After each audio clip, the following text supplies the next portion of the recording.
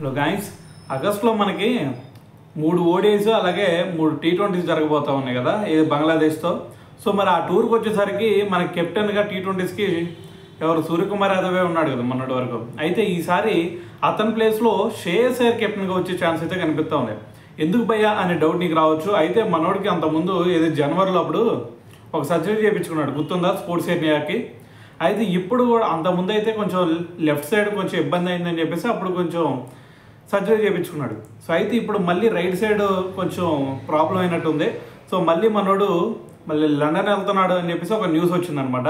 So దీంతో మరి అతను సర్జరీ కనుక చేయించుకుంటే ఇంకొక 2 months సో అతను కొంచెం రెస్ట్ తీసుకోవాల్సిన సిచ్యువేషన్ ఉంది కాబట్టి, సో అతని ప్లేస్లో మరి కొత్తగా మనకి మొన్న ఐపీఎల్లో చూసుకుంటే శ్రేయస్ అయ్యర్ కెప్టెన్గా మంచి పర్ఫార్మెన్స్ ఇచ్చాడు కాబట్టి, సో ఈసారి ఇది మనకి బంగ్లాదేశ్ టూర్కి అతన్ని కెప్టెన్గా పెట్టాలి అని చెప్పేసి బీసీఐ ఆలోచిస్తున్నట్టయితే సో మనకి న్యూస్ వచ్చిందనమాట.